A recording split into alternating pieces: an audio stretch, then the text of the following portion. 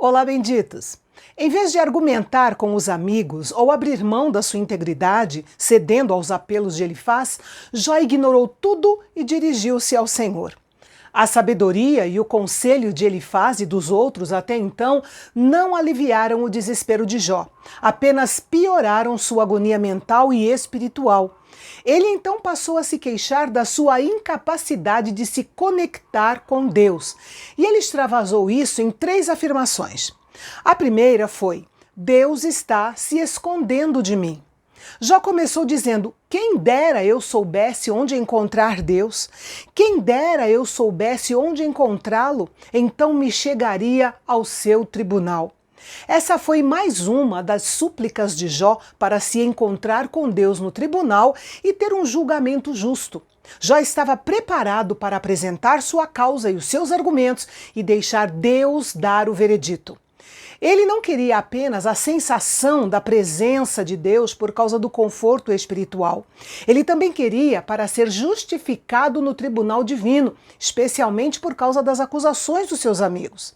Ele estava certo de que, apesar do grande poder de Deus como legislador, sua causa venceria, porque ele era um homem reto e Deus não condena os retos de coração. Porém, de que maneira alguém poderia encontrar Deus? Ele disse que em qualquer direção que fosse, não conseguiria ver Deus, nem mesmo de relance. É claro que Deus está presente em toda parte, mas Jó queria encontrar-se pessoalmente com ele, pois tinha muitas perguntas a lhe fazer e muitos argumentos a lhe apresentar. Jó não sabia onde Deus estava, mas Deus sabia onde Jó estava, na fornalha. Porém, era uma fornalha especial, preparada por Deus, não por causa do pecado de Jó, mas sim uma fornalha na qual Deus usaria a aflição que ele sentia para purificá-lo e aprimorá-lo. Essa é uma das melhores respostas para a pergunta: por que o justo sofre? E pode servir de grande encorajamento quando nos sentimos passando pela famosa fornalha da aflição. Quando Deus coloca algum dos seus filhos na fornalha, fica de olho no relógio e com a mão no termostato. Ele sabe exatamente quanto tempo deve deixá-lo lá e qual deve ser a intensidade do calor. Podemos questionar por que ele permite esse tipo de experiência, ou por que ele não abaixa a temperatura da fornalha, ou ainda por que ele não nos livra de todo esse calor. Mas essas perguntas são apenas provas de incredulidade.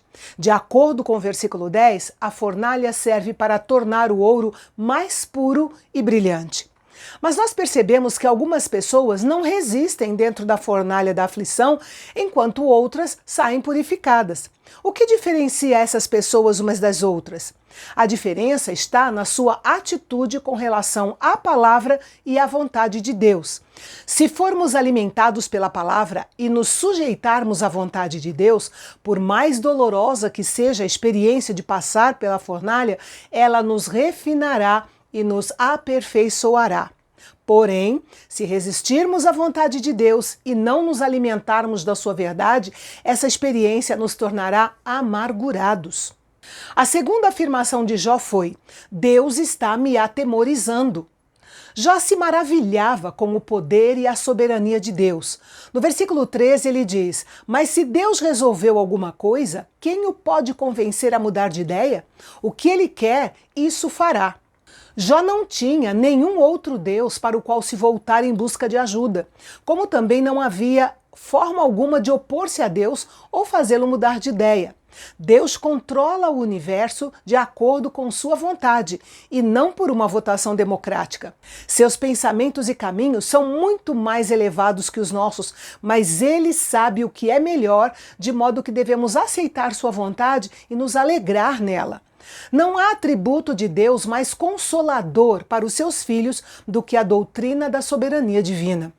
Neste ponto, Jó parecia estar cada vez mais perto do lugar que Deus queria que ele estivesse em sua crise. Ele estava cada vez mais perto de perceber que Deus é confiável, que Deus de fato o amava e cuidava dele. Mas ao mesmo tempo, ele percebia a sua soberania e como alguns de seus caminhos estavam além do seu entendimento. Mas por que Jó ficava tão amedrontado ao pensar na soberania de Deus? Porque diante do seu sofrimento tão intenso, ele não sabia o que o Deus Todo-Poderoso poderia fazer vir sobre ele em seguida. Uma coisa é sujeitar-se a Deus quando se pode ouvir sua voz em sua palavra e ter comunhão com Ele. Mas quando o que há é somente escuridão e dor, é fácil desintegrar-se e temer. No versículo 14 ele diz: pois ele cumprirá o que está ordenado a meu respeito, e muitas coisas como essas ainda tem planejado. E a pergunta perturbadora no coração de Jó é: o que acontecerá em seguida? Como nós já vimos, Jó sentiu profundamente a sua incapacidade de se conectar com Deus e expressou isso com 3 afirmações. Na primeira, ele disse: Deus está se escondendo de mim. Na segunda afirmação, ele disse: Deus está me atemorizando. E a terceira afirmação, você confere comigo amanhã, aqui no Canal Bendito, o canal de Fala Fácil, onde a teologia é para todos.